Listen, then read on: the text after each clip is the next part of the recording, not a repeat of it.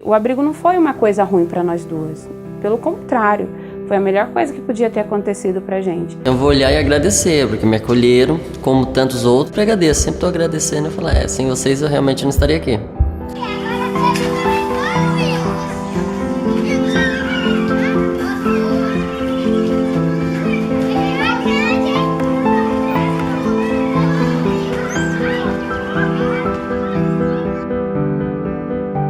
Os abrigos têm a missão de acolher crianças e adolescentes de 0 a 18 anos que foram afastados da família. O primeiro da história do Brasil foi criado em 1726, em Salvador.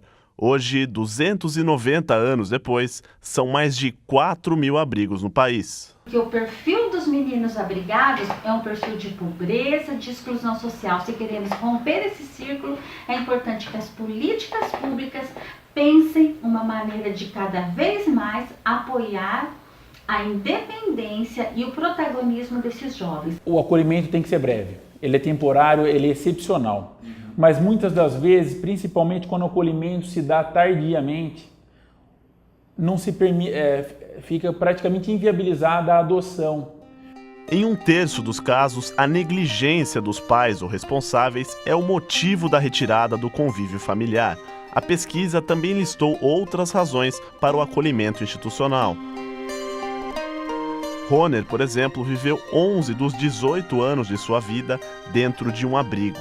A separação da família aconteceu quando ele tinha 7 anos. Eu nunca senti falta dos meus pais, sempre senti perto deles, nunca sofri por conta disso. Eu vi que erros acontecem, né? Eu entendi isso. Nunca quis fugir também do abrigo, só ia por conta de bagunça. Mas assim, eu fiquei desde pequeno longe deles, então meio que acostumado já em relação à independência. Se Roner teve que encarar estes momentos sozinho, as irmãs Adriele e Bruna tinham muito mais, uma a outra. Juntas, as pequeninas de 5 e 7 anos acharam que iam passear. Mal sabiam elas que seria o primeiro de quase 3.000 dias em um lugar até então desconhecido. Dentro de um abrigo, ficaram juntas por 8 anos. Foi bem assim, traumatizante, na verdade. Porque desde o início falaram que a gente só ia tomar banho, ia comer no McDonald's e ia voltar. Aí quando a gente chegou lá, a gente pensou que ia ficar pouco tempo. Aí ficamos lá, 1 ano nesse primeiro abrigo.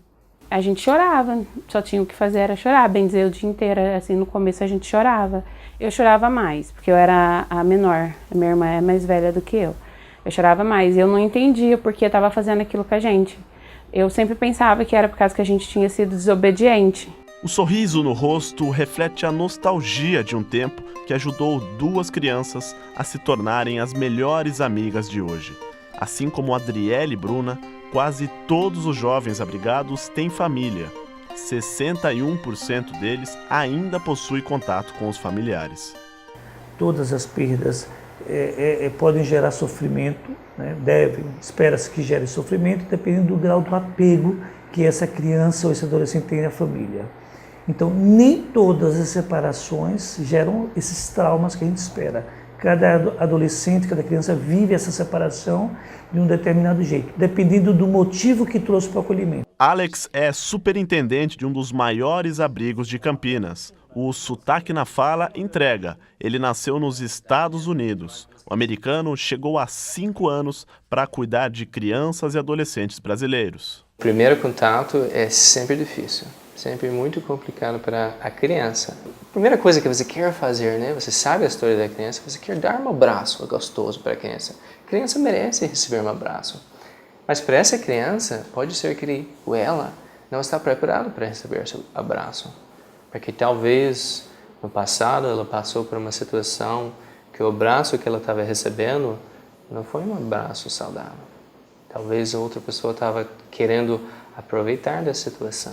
É chato porque ali não é uma atenção só pra você, né? Quando a gente é pequeno, a gente sempre quer atenção só pra gente. Até se adaptar foi muito complexo assim na minha cabeça. Eu não conseguia entender de jeito nenhum. Porque abrigo tem regras. E como a gente, na casa da minha avó, que a gente morava com a minha mãe junto com a minha avó, a gente tinha as regras, mas não era tão rígidas como de um abrigo. Apesar dos problemas familiares, a saudade da família existe. Mesmo longe dos pais, a meninada deste abrigo tem alguém para chamar de mãe. Mãe, mãe, mãe, mãe. Hoje mesmo, não. Mamãe, mãezinha, mãe pra cá. Falando, não, mãe não. Mãe sim. Então a gente tenta suprir, né, essa necessidade materna. Eu mesmo decidi não ter filhos biológicos. Né? Eu, com 14, 15 anos, eu disse, não vou casar, não vou ter filhos. Mas fui para esse lado de cuidar, de dar atenção e tudo. E eu gosto do que eu faço. No Brasil, mais de 46 mil crianças e adolescentes vivem em abrigos como este. Aqui em Campinas, são quase 350 jovens que moram em 29 instituições de acolhimento. Por lei, o jovem tem que sair do abrigo quando faz 18 anos. É neste momento que ele tem que encarar sozinho todos os desafios da vida adulta. Entre eles, encontrar um trabalho e um lugar para morar. Uns amigos até perguntam, nossa, você só tem 18 anos e já mora sozinho e paga aluguel. Eu falei, parabéns, assim, eles veem como diferença, né?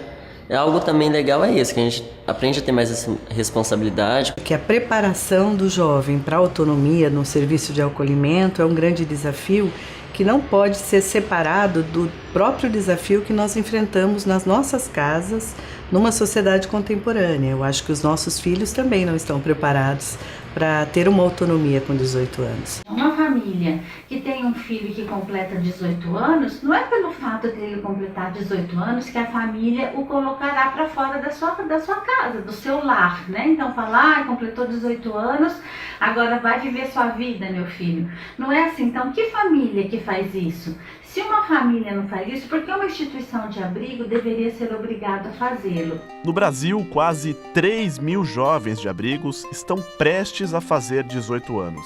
1.388 já completaram 18 e ainda não saíram. Também tem crianças que com 18 anos, como você falou, talvez eles não se sentem preparados, né? Então eles ficam como a gente um pouco depois da 18, para que nós sabemos, eles sabem que eles estão seguros, eles estão prontos para ser independentes e morando como amigos ou sozinhos. O nosso regime jurídico determina que a partir dos 18 anos de idade, o ser humano é plenamente imputável e dono dos seus atos e tem discernimento e desenvolvimento neuropsicológico, inclusive, para que se autodetermine. Onde vou morar? Esta é a dúvida de um jovem prestes a sair do abrigo. Uma alternativa é que ele vá morar com alguém da família ou com um conhecido que possa recebê-lo, mas isso nem sempre é possível. Outro caminho é reunir amigos do abrigo e dividir o aluguel de uma casa, mas por falta de dinheiro, essa opção também pode ser complicada. É aí que entra a função das repúblicas.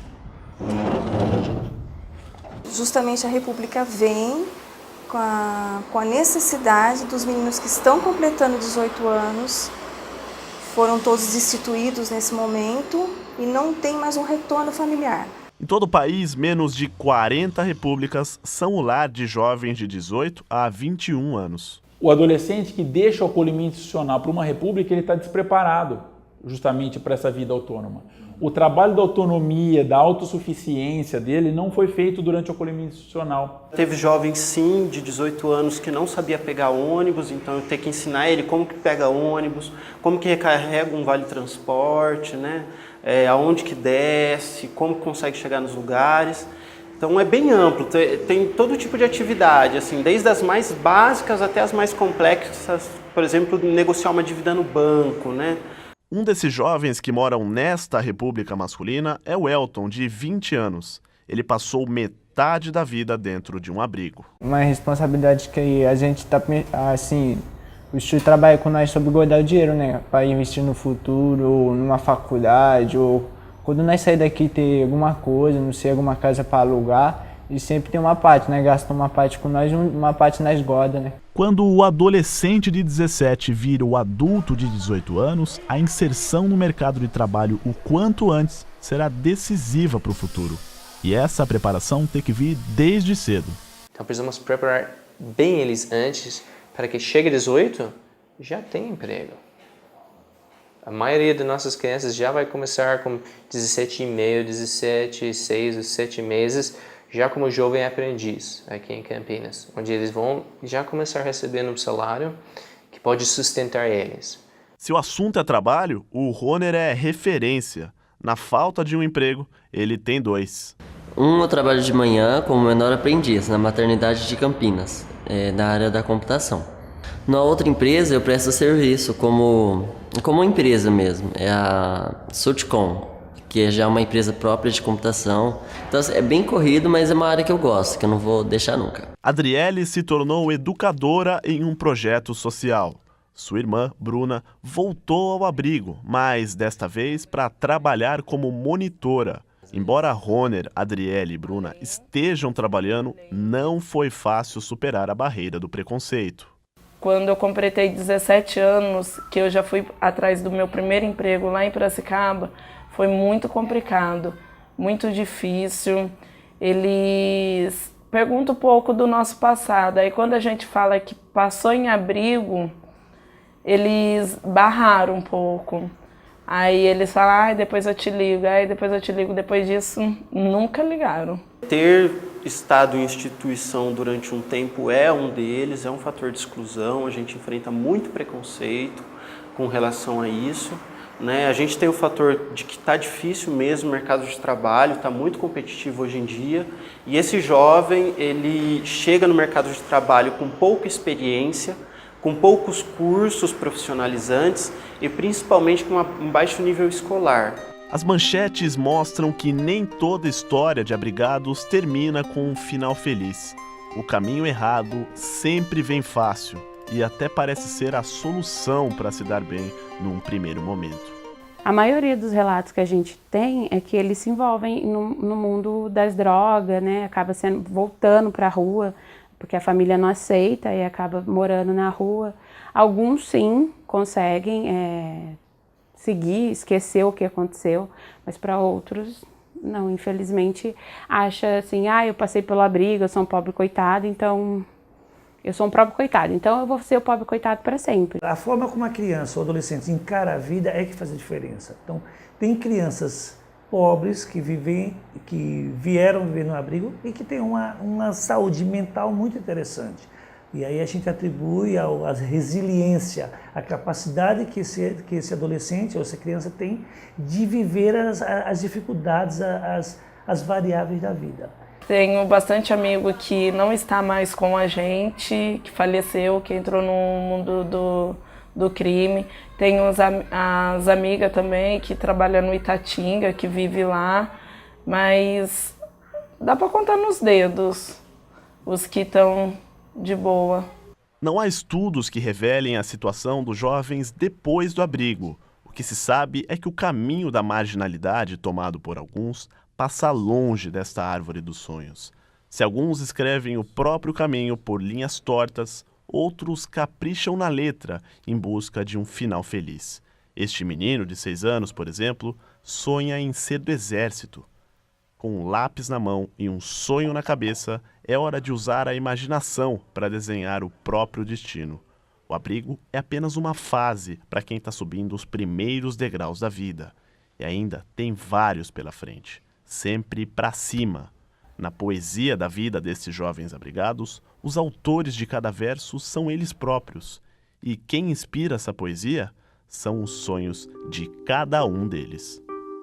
Eu nunca penso muito assim, como que eu vou estar daqui uns anos, porque a gente faz muitos planos e muda tudo. Quando eu estava no abrigo, eu tinha o plano de sair do abrigo. O objetivo, quero sair. Eu só fico focada em ser feliz. E não ficar pensando muito no que vai acontecer, porque muda muito os planos. Eu vejo eu com uma família, vejo com meu filho, vejo com o meu próprio negócio que eu estou pensando em abrir, vejo com uma empresa, assim, e ter uma vida boa, né? Eu vejo tudo organizado, tudo certinho, com minha própria casa. Fazer uma faculdade, ser uma assistente social, porque eu sou grato pelos tios do abrigo e eu queria trabalhar numa área de abrigo para mim estar ajudando o próximo. Bom, me vejo daqui a 10 anos, eu foco bastante nisso, em assim, estar estabilizado no mercado de trabalho, poder pegar minha mãe, meu pai, estar morando numa casa, juntamente com com a pessoa que eu amo, com meu irmão, descentralizar tudo e voltar a ser uma família.